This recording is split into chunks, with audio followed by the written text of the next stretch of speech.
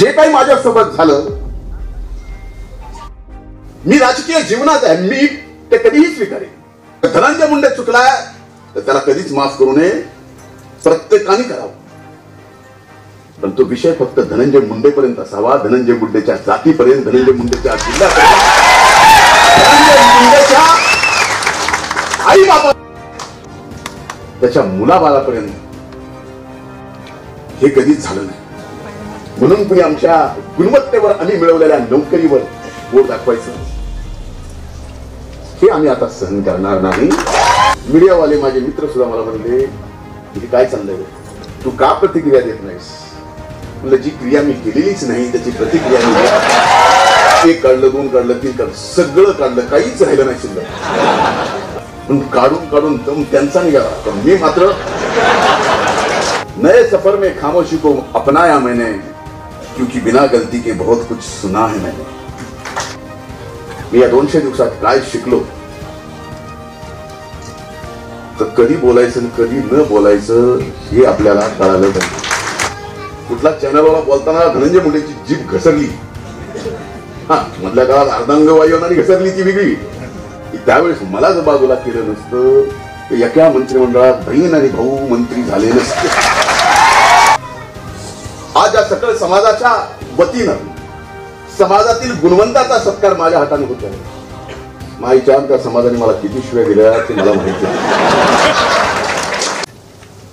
खर तर आज काय बोलावं हा माझ्यासमोर प्रश्न आहे. तसा प्रश्न मला कधीच पडलेला नाही,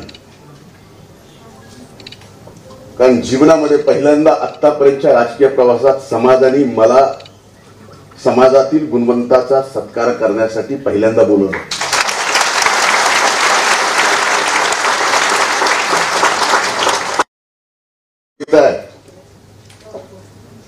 आणि आजच्या कार्यक्रमाला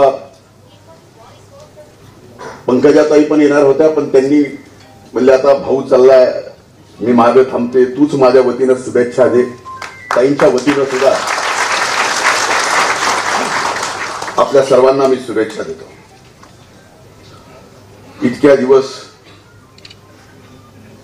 तुम्ही मला बोलवत नव्हतात, म्हणून मला येता येत नव्हतं. आता एकाएक तुम्ही बोलवाला, मी आला, याला म्हणतात संघर्ष. मी आतलं सांगत नाही.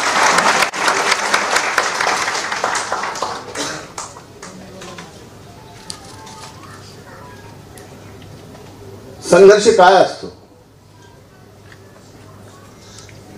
जीवनातला संघर्ष डोळ्यासमोर मी स्वर्गीय मुंडे साहेबांचा पाहिला, समाजाचा पाहिला, अनेक समाजाचा पाहिला. आणि या इथून ज्यावेळेस सिंहावलोकन करतो स्वतःच, तो जीवनाचा प्रवास आठवल्यानंतर आत्ता सुद्धा माझ्या अंगावरती शहारे.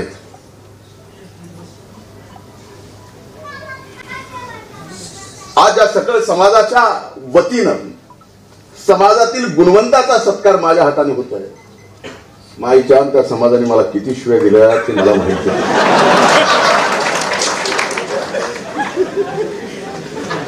खरं ना, मला खोटं बोलायला जमलं नाही.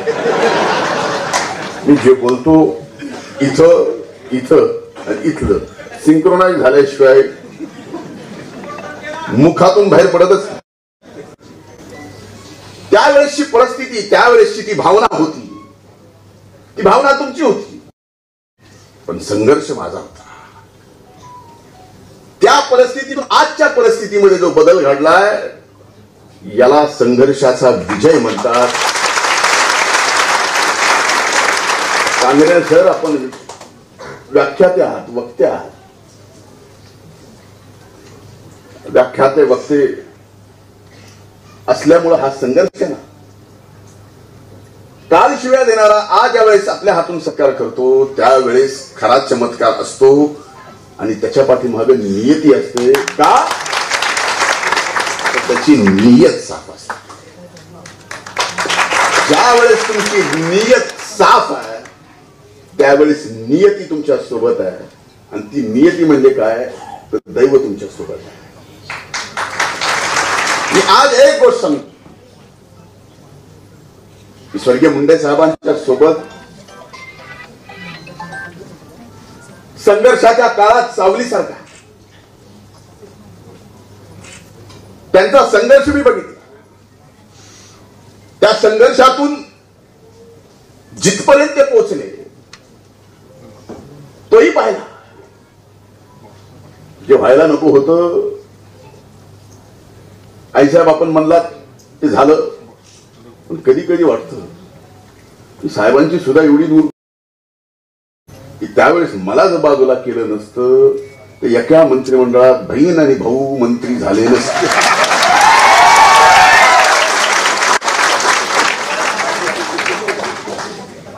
संजय भाऊ आमदार झाले नसते. म्हणून मला माझ्या माय म्हणजे माझ्या गोष्ट सांगायच्या. मी एक दोन भाषणात सांगितले देव करतो ते भल्यासाठी. ती गोष्ट सांगणार नाही. पाहिजेच असेल तर कुठलं तरी एखादं भाषण आहे त्यात आहे. पण देव करतो ते भल्यासाठी. जे काही माझ्यासोबत झालं मी राजकीय जीवनात आहे. मी ते कधीही स्वीकारेल. चांगलं स्वीकारील, वाईट स्वीकारील, टीका स्वीकारील, शिव्या स्वीकारील. का तर मी राजकारणात आणि समाजकारणात लोकशाहीमध्ये हा टीका करायचा कुणालाही अधिकार आहे. मला करावं. व्यक्ती म्हणून धनंजय मुंडेला करावं. जर धनंजय मुंडे चुकलाय तर त्याला कधीच माफ करू नये. प्रत्येकाने करावं. पण तो विषय फक्त धनंजय मुंडेपर्यंत असावा. धनंजय मुंडेच्या जातीपर्यंत, धनंजय मुंडेच्या जिल्ह्यापर्यंत, धनंजय मुंडेच्या आई बाबा त्याच्या मुलाबाळापर्यंत हे कधीच झालं नाही. बस झालं तर किती दिवस व्हावं. जगाच्या पाठीवर एखाद्या व्यक्तीचं मीडिया ट्रायल माझं सोडून द्या. पण माझ्या सहित जात, माझ्या सहित इतर समाज, माझ्या सहित जिल्हा एवढा बदनाम. आणि एक दिवस नाही, 2 दिवस नाही, 200 दिवस. 200 दिवस या जगाच्या पातळीवर कुठल्याही एखाद्या घटनेची, त्या घटनेतून व्यक्तीची, त्या व्यक्तीच्या जिल्ह्याची आणि तो व्यक्ती ज्या जातीत जन्माला आलाय त्या जातीची बदनामी 200 दिवस मीडिया ट्रायल मध्ये कधीच कुणी केली नाही. ती मी सहन केली. आणि त्या 200 दिवसात 2दा मरता मरता वाचलोय तुमच्या सगळ्यांच्या आशीर्वादामुळं. ही गोष्ट फक्त डॉक्टर लहाने साहेबांना माहिती, दुसरं कुणालाही माहिती.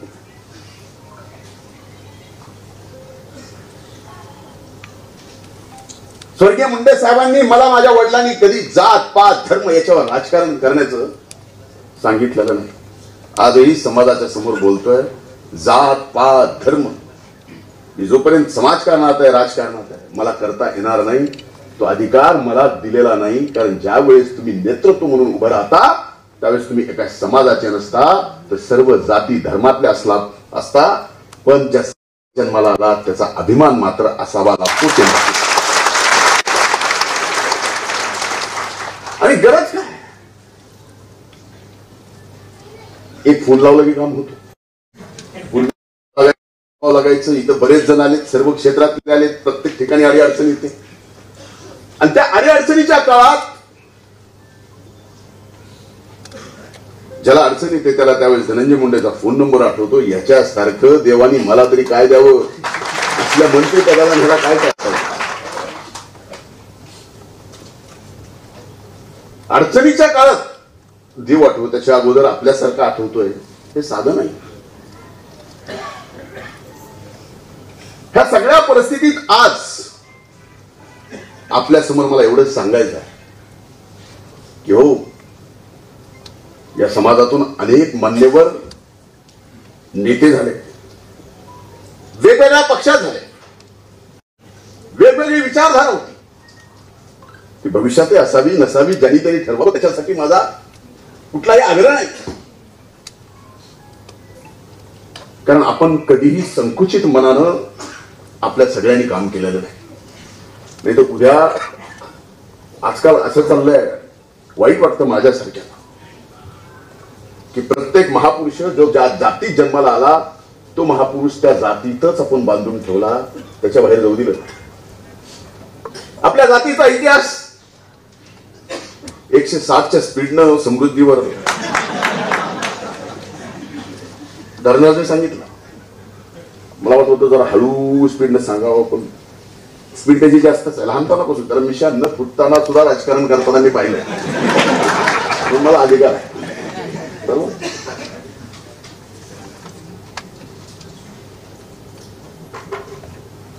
फार मोठा इतिहास आहे. महाराणा प्रतापापासून सांगितलं तर युगपुरुष छत्रपती शिवाजी महाराजापासून आपण सांगितलं. आपलं काम राबायचंय. आपलं काम छत्रपती शिवाजी महाराजांच्या इतिहासात सुद्धा महाराजासाठी गडावर अन्नधान्य, खांद्यावर गाडीवर याच्यावर पुरवणारा समाज कुठला? समाज आहे. त्या काळातही रयतेच्या राज्यात जर आपण स्वराज्य म्हणतो छत्रपती शिवाजी महाराजाचं, त्या काळातही या समाजाला सन्मान होता. पण आज का म्हणून कुणी या समाजाला सन्मानहीन करावं याचं मात्र मला दुःख होतं. म्हणून आज मी या व्यासपीठावर. अरे दोष एका व्यक्तीचा असेल त्याला द्या, त्याला फाशी द्या, पण त्या आधारावर सगळ्या समाजाला दोषी ठरवणं इंग्रजांच्या काळात होतं. सुशीलाता इतिहास तुम्ही बराच व्ही.पी. सिंगांच्या अगोदरपासून सांगितलं, गांधीजींचं, आंबेडकर साहेबांचं आपण सांगितलं.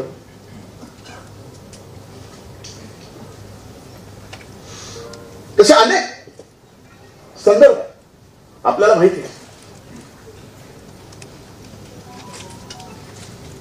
पण आज हे सांगत असताना मी आपल्याला एवढंच, मी या 200 दिवसात काय शिकलो तर कधी बोलायचं आणि कधी न बोलायचं हे आपल्याला कळालं पाहिजे. पहिले मला कळत होतं, पहिलं कळत नव्हतं अशातला भाग नाही. पहिले कळत होतं. बोलताना मी कधीच चुकलेलो नाही. कुठला चॅनलवाला बोलताना धनंजय मुंडेची जीभ घसरली, हा मधल्या काळात अर्धांग वायू आणि घसरली ती वेगळी, भाषणात घसरली असं इतिहासात माझा कधीच. आज आपण इथं उपस्थित सर्वजण जवळजवळ सदन आहे. आपल्यापैकी इथं आलेल्या 90% माणूस इन्कम टॅक्स भरणार आहे. 10% मान्य करता.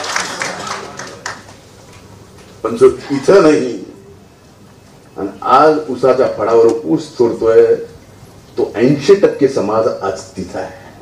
आणि खरी आपल्या सुबत्तेची गरज,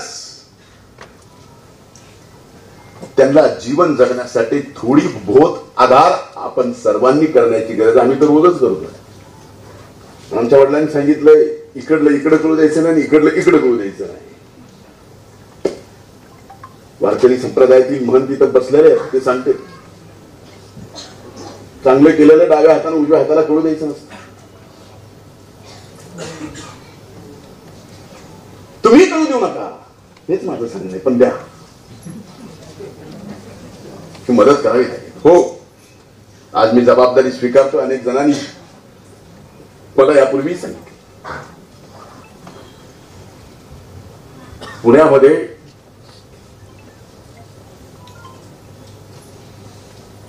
महंत नामदेव शास्त्री बाबांनी मला सांगितलं की पुण्यात एक जागा तू बघ, तिथं युपीएससी आणि एमपीएससीच्या मुलांसाठी मोफत हॉस्टेल. पुणे आणि संभाजीनगर येणाऱ्या वर्षात जागा उपलब्ध करून, मागून नाही, मागून नाही, हक्काची. आपल्या गुणवत्तेवर अगदी शिपायापासून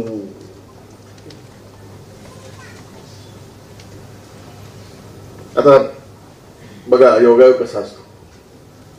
म्हणजे मी मंत्री आणि माझे प्रधान सचिव भांगे साहेब, मला उदाहरण द्यायचं आहे. अनेक माध्यम इथं आहेत. ताई तुम्ही बोललात,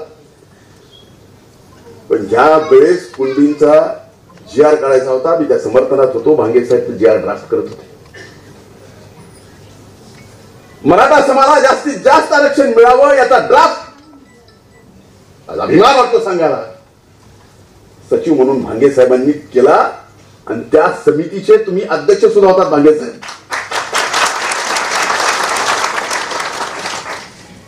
हे या समाजाचं कर्तृत्व आहे, ही दानत आहे, हे मोठं मान.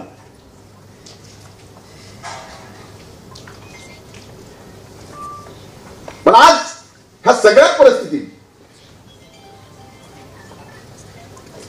आपल्याकडे असं आपल्याकडे तसं बघितलं जातं, बोललं जातं. बोलू द्या, काय खा, अशा परिस्थितीत फक्त दम खा.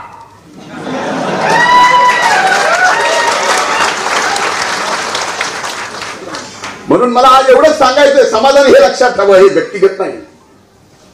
आज तर शेरोशायरी कुणी कुणी केली मला आठवत नाही, पण समाजाला मला एवढंच सांगायचं आहे,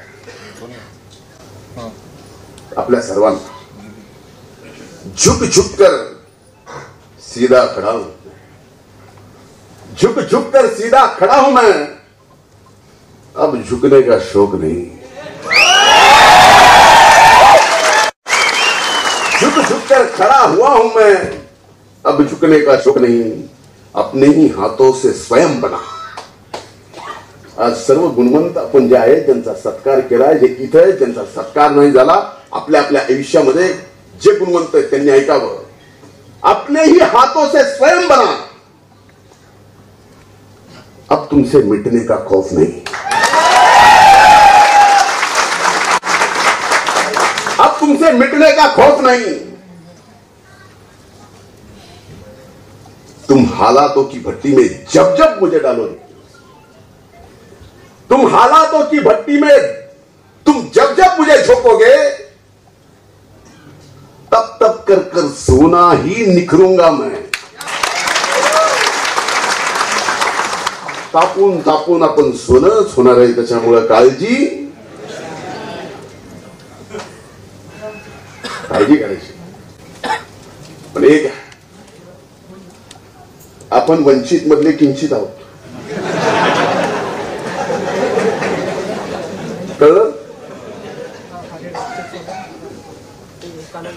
आणि वंचित मधले किंचित असून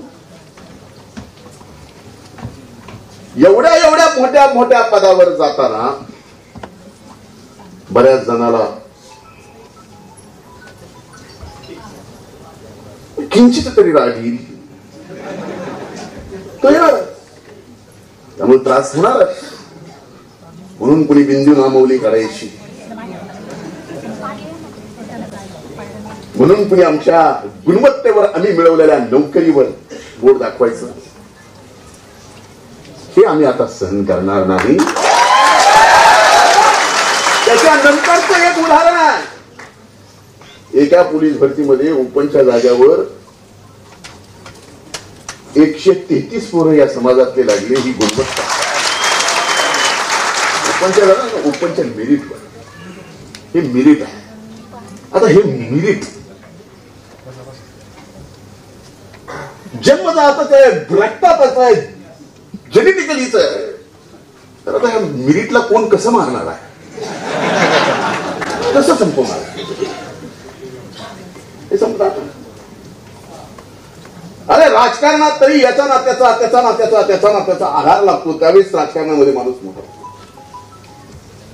पण आज आपण ज्यांचा गुणवंत म्हणून सत्कार केलाय, त्यांना त्यांच्या आई वडिलांचा आशीर्वाद असेल, दुसरा आधार नसेल, भगवंताची कृपा असेल, त्यांनी त्यांच्या स्वतःच्या ताकदीवर हे करून दाखवलं. ही त्यांची गुणवत्ता आहे. आपला कुणीही दोष करू द्या, तो दोष आपल्यात नाही, दोष करणार आहे. पण आपण मात्र कुणाचाही द्वेष करायचा नाही, हा जोडून कळकळीच आपल्याला. रक्त गरम आहे,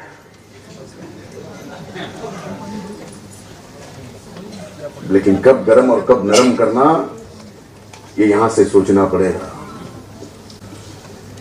त्यावेळेस आपल्याला करणार. पण आज मला एका गोष्टीचा नक्कीच अभिमान वाटला की भले एक काळात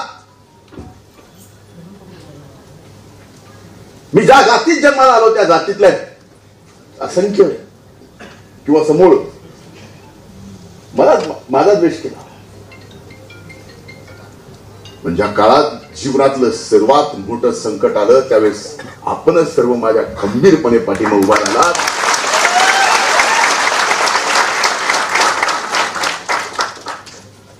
हा तुमचा माझा संघर्षाचा विजय तो अभी बाकी है.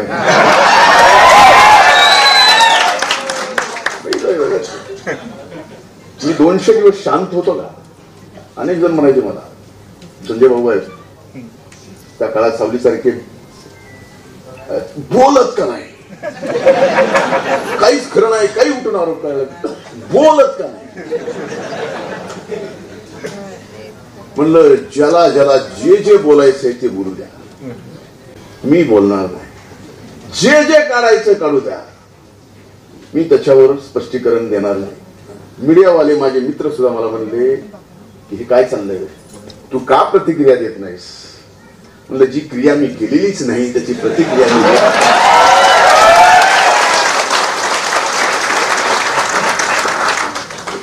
का द्यावी? एक काढलं, 2 काढलं, 3 काढलं, सगळं काढलं, काहीच राहिलं नाही शिल्लक. आता काय बोलावं तरी ह्याच्यावर काय? सगळं काढलं.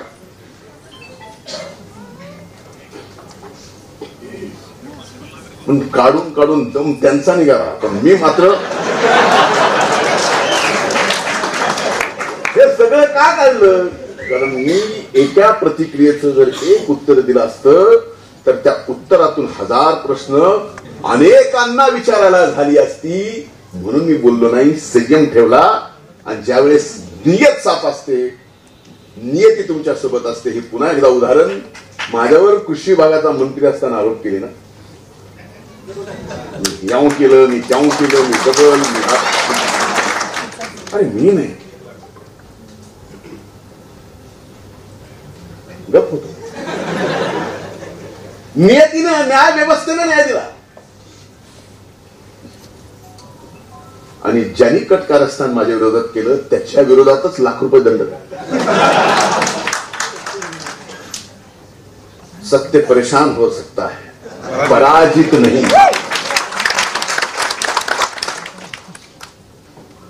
पुढेही संकटातून, संघर्षातून जावं लागेल. हे मलाच का, हे देवाला विचारायची गरज नाही. कारण प्रारब्ध हा देवाला सुद्धा चुकला नाही. मी जर चुकत नसेल तर मंतांच्या समोर बोलतो, उगाच काहीतरी बोलायचं, देवाला सुद्धा चुकला. चला, आता श्रावण महिना चालू आहे. काही साहेब काय शिवशंकराला प्रारब्ध चुकला नाही? चुकला. त्यांच्या हातूनही त्यांच्या गणपतीचं म्हणून गज बसवावा लागेल, म्हणून गजानन म्हणतो का हा प्रारब्ध नाही. म्हणून संघर्षात काय करायचं तर संयम ठेवायचा, संघर्ष करत राहायचा. संघर्ष आपला कायम आहे. आखरी में जीत अपनी है. एक दिवस येईल, एक दिवस येईल नक्कीच. त्या दिवशी तुम्हा सगळ्यांना सर्व समाजातून छाती फुगवून सन्मानानंच, आज द्वेष करतात, सन्मानानंच, महासन्मानानं तुम्हाला बोललं पाहिजे. एवढं चांगलं काम आपल्याला सगळ्याला मिळून करायचंय. ते द्वेष कुणाचा करून नाही, तर आपल्यातला चांगलेपणा देऊ दुसऱ्याला. कुणाच्यात कमी झाला असेल तर त्याची लेवल वाढावं लागेल.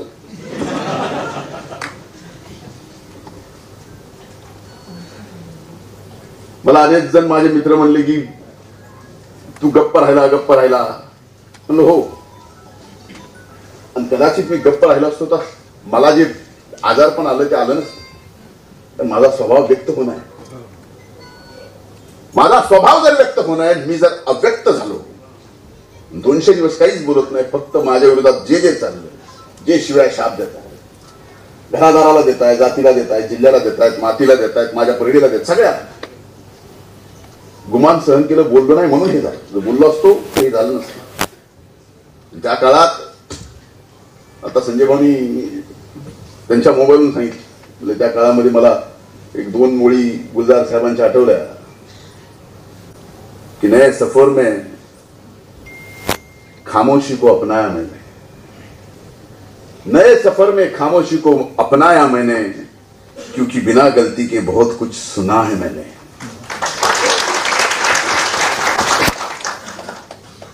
आज बघा,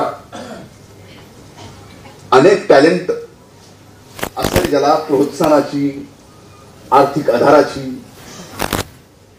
सर्व गोष्टीची आवश्यकता आहे. माझी आपल्याला हात जोडून विनंती, जे ज्या क्षेत्रात आपण काम करताय, भलेही आपल्याला काही गोष्टीत मदत त्यांना करता आली नाही, तर त्या व्यक्तीचं टॅलेंट बघून तुम्ही मला सांगा, अशा टॅलेंटला पुढे आणण्यासाठी आणि तो जगात नाव करील असं करण्यासाठी आपण पूर्ण ताकदीनं मदत करू. आपण संत श्रेष्ठ ऐश्वर्य संपन्न भगवान बाबांचं नाव घेतलं, वामन भाऊंचं. ही ओळख आहे, पण ह्या ओळखीसाठी आपण काय करतो? आपल्याला माहित नाही भगवान गडावर एमपीएससी आणि युपीएससीची जसं आपण अनेक जण करतात तसं तिथं सुद्धा त्या गडासाठी आपण काय करतो? आपण शांत आहात. आजही तो गड, त्याचं महत्व, त्याचं ऐश्वर्य, तो असेल जन्नत गड असेल, ऊस तोड मजुराच्या मनगटाच्या ताकदीवर त्यांनी जे कमवलंय त्याच्या रुपयातून उभा आहे, तुमच्या माझ्यात नाही. आहे का? लागलं असेल तुम्हाला, पण खरंय का नाही?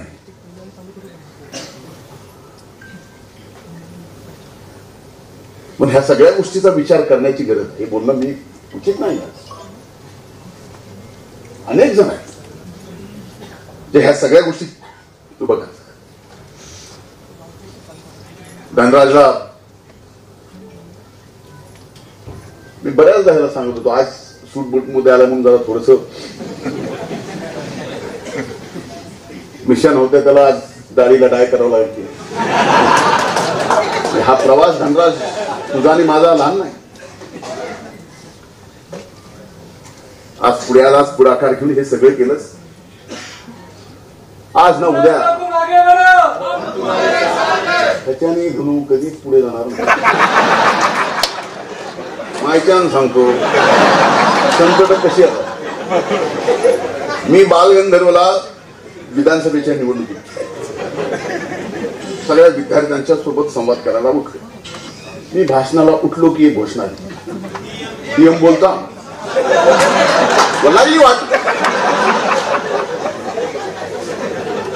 बहुत बड़ा हैरान हो रहा है क्या, बहुत खुलता है क्या. आणि त्याच दिवशी म्हणलं की ही घोषणा मला नीट करण्यासाठी का नीटनिटकी करण्यासाठी, आज कळालं. त्या दिवशी बोललेलं. आणि ह्या वाणीवर सुद्धा आणि माझ्यावर सुद्धा कांगणे साहेब सरस्वती मातेचीच कृपा आहे. आपला लक्ष्मीचा संबंध तसा सहजासहजी नाही. जे आहे ते लोकांचं, आपलं काहीच नाही. आपल्या घरावर तुळशी पात्र ठेवून चाललंय सगळं. जीवन पथ पर जो भी मिले ये भी सही वो भी सही असं म्हणल्यासारखं. कराडताई आल्यात आमच्या डॉक्टर, त्यांना माहिती आहे, आपल्यापैकी अनेक जणांना माहिती आहे. पण हा कार्यक्रम भलेही मी असो नसो, भलेही आपल्याला मला बोलवा वाटत असेल नसेल, पण हा कार्यक्रम अखंडित ठेवा. अशा कार्यक्रमासाठी समाजात यांनी केला म्हणून त्यांनी केला, त्यांनी केला, जरा दम काढ. इतक्या लवकर नेता होऊ नकोस. महीच अडचण चालू आहे, तुझ्या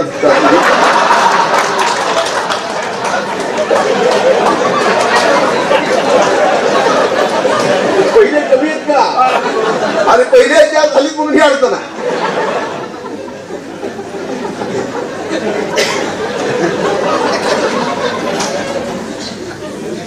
जरा धीरे धीरे. आणि सगळ्यांनीच काय राजकारणात पद प्रतिष्ठा करायची असते का? एखादा चित्रपट आहे, त्या चित्रपटात आपल्याला कास्टिंग दिसेल, पण कुणीतरी प्रोड्युसरचं, कुणीतरी डायरेक्टरचं, कुणीतरी म्युझिक डायरेक्टरचं, कुणीतरी रायटरचं हे सुद्धा काम करावं लागतं. आम्ही इथे येईपर्यंत पडद्या मागच होतो.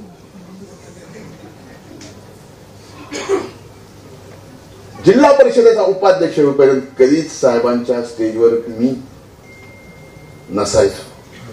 जिल्हा परिषदेचे अध्यक्ष आमचे अण्णा होईपर्यंत अण्णा आमचे कधीच स्वर्गीय मुंडे साहेबांच्या स्टेजवर नसायचे.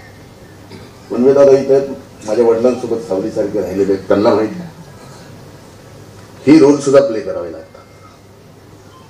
प्रत्येकाने जर समजलं की आपण हेच व्हायचं, तर ह्या सगळ्या रोल मध्ये आपल्याला आता कसं आपण सगळ्यांनी अधिकाऱ्यांचा, म्हणजे आज इथं टॅक्सी पण आणि पायलट पण आहे, साधं उदाहरण, टॅक्सी चालक आणि विमान चालक पण आहे, सगळे आहे. मध्ये ह्या सगळ्या रोल वेगवेगळे प्ले करतात. पण हे करत असताना आपण एकमेकाला भांडून जमणार नाही. आता मी किती भांडणं मिटवलेत काय सांगायचं. तर माझं संजय भाऊचं नंदी भांडण होतं. स्वर्गीय मुंडे साहेबांची आणि दोन साहेबांची दोनदा लढत झाली. एकदा मुंडे साहेब पडले, पुन्हा बाप्पा पडले. माझी 2002 ला माझी संजय भाऊचीच लढत वडगावमध्ये. एकदा नाही दोनदा, 2002 ला 2007 ला. पण शब्द दिला माझी राहिलेली आमदारकी, मी जर आमदार झालो तर संजय भाऊ तुम्हाला हे सुद्धा पाहिजे द्यायचं. आपल्यात काय आपण मोठे झालो की आपल्याला वाटतंय ह्याला हे जरा कॉम्पिटिशन मध्ये यायला, ह्याला तसं माझ्याकडे नाही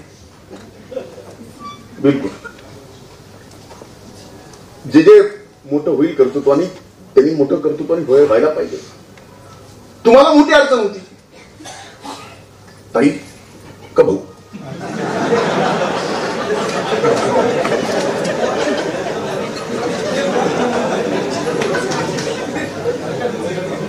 मिटलं ना महायुतीत नंतर, पण घ्यायला अगोदर ह्या सगळ्या गोष्टी आपल्यात सुद्धा. मला तर काय सांगायचं, कसले कसले फोन येतील आपल्यात. दोन भावाचे भांडण फोन येणार. आता मी मला घरातलं भांडण आहे, तुम्ही नाही का केलं म्हणते काय बोला. भावाच्या भांडणात म्हणतो पोलीस स्टेशनला फोन लावा मला सांगा. आणि म्हणलं भावाचं घरीच मिटून नाही म्हणजे तुम्ही मिटून नाही माझं फोन करायला तुमचे बी चालले ना. आता नका, हात जोडून करते. एक सांगतो, संघर्षाच्या काळात आपण माझ्या डोक्यावर हात ठेवून आशीर्वाद ठेवतो. हे आशीर्वाद माझ्या आयुष्याची, माझ्या स्वतःच्या अंगाची कातड्याची जोडी करून जरी आपल्याला घातली तर ते फिटू शकत नाही, त्याची मला जाणीव आहे. कायम राहील. खूप खूप धन्यवाद. जय हिंद, जय महाराष्ट्र. कुणी उठायचं नाहीये. डॉक्टर तात्याराव लहाने साहेबांचं भाषण आहे. यापूर्वी माजी आमदार मंगेशजी सांगले साहेब यांचं आगमन झालंय, त्यांचं सुद्धा या ठिकाणी स्वागत आहे. आणि कार्यक्रमाचे अध्यक्ष, आज माझ्यासोबत जे काही झालं आहे ते मी कधीच स्वीकारलंय, कारण मी राजकारण आणि समाजकारणात आहे. धनंजय मुंडे चुकला तर त्याला माफ करू नये, पण तो विषय धनंजय मुंडेपर्यंत हवा. धनंजय मुंडेच्या जातीपर्यंत, जिल्हा, आई वडील, मुलाबाळांपर्यंत नसावा. जगाच्या पाठीवर कोणत्याही घटनेची, व्यक्तीची, जिल्ह्याची, जातीची बदनामी 200 दिवस मीडिया ट्रायलद्वारे झाली नसेल. ती मीडिया ट्रायल मी सहन केली आहे. त्या 200 दिवसात 2 वेळा मी मरता मरता वाचलो. ती गोष्ट फक्त डॉक्टर तात्याराव लहाने यांना माहिती आहे. असा गौप्यस्फोट राष्ट्रवादीचे नेते आणि आमदार धनंजय मुंडे यांनी केलाय. वंजारी समाजाचे राज्यस्तरीय अधिवेशन आणि विचारमंथन मेळाव्याचं आयोजन रविवारी ठाण्यात करण्यात आलं होतं. या मेळाव्याचं उद्घाटन आमदार धनंजय मुंडे यांच्या हस्ते करण्यात आलं. त्यावेळी ते बोलत होते. संघर्ष काय असतो तो संघर्ष मी दिवंगत गोपीनाथ मुंडे यांचा पाहिलाय, आपल्या समाजाचा पाहिलाय. माझ्या जीवनातील प्रवास आठवल्यानंतरही अंगावर शहारे उठतात. आज सकल समाजाच्या वतीने समाजातील गुणवंताचा सत्कार माझ्या हस्ते होत आहे. मला समाजाने किती शिव्या दिल्या हे मला माझं माहित आहे. त्यावेळी परिस्थितीची ती भावना होती, पण संघर्ष माझा होता. त्या परिस्थितीतून आजचा बदल घडलाय, त्याला संघर्षाचा विजय म्हणतात, असं धनंजय मुंडे म्हणाले. गोपीनाथ मुंडे यांच्या सोबत संघर्षाच्या काळात सावलीसारखा होतो. त्यांचा संघर्ष मी डोळ्याने पाहिलाय. त्या संघर्षातून ते जिथपर्यंत पोहोचले तो देखील मी पाहिलाय. साहेबांची इतकी दूरदृष्टी होती की त्यावेळी मला त्यांनी बाजूला केलं नसतं तर एकाच मंत्रिमंडळात बहीण आणि भाऊ मंत्री झाले नसते, असंही ते म्हणाले. त्या 200 दिवसात कधी बोलावे आणि कधी बोलू नये हे मी शिकलो. जीवनात ज्यावेळी सर्वात मोठं संकट आलं त्यावेळी समाज माझ्या मागे उभा राहिला. 200 दिवस मी बोलत नव्हतो, सर्व बोलत होते. मी बोलत का नाही, पण मी जे केलंच नव्हतं त्याची प्रतिक्रिया मी का द्यावी. मी जर प्रतिक्रिया दिली असती तर त्या उत्तरातून आता 1000 प्रश्न विचारले गेले असते. माझ्यावर कृषी मंत्री असताना आरोप केले गेले, पण न्याय व्यवस्थेने न्याय दिला, असंही मुंडे म्हणाले. आपण वंचित मधील किंचित आहोत, पण इतक्या मोठ्या पदावर जाताना बऱ्याच जणांना किंचितही राग येईल, म्हणून त्रास होणारच. म्हणून कोणी आमच्या गुणवत्तेवर, आम्ही मिळवलेल्या नोकरीवर बोट दाखवायचा प्रयत्न केला तर ते आम्ही सहन करणार नाही, असं त्यांनी मेळाव्यात सांगितलंय. आता यावर तुम्हाला काय वाटतं, तुमचं मत कमेंट बॉक्समध्ये लिहायला अजिबात विसरू नका. व्हिडिओ आवडला असेल तर जास्तीत जास्त शेअर करा. आणि आतापर्यंत मराठी जनता आपण आपल्या या चॅनलला सबस्क्राईब जर केलेलं नसेल तर चॅनलला सबस्क्राईब करा.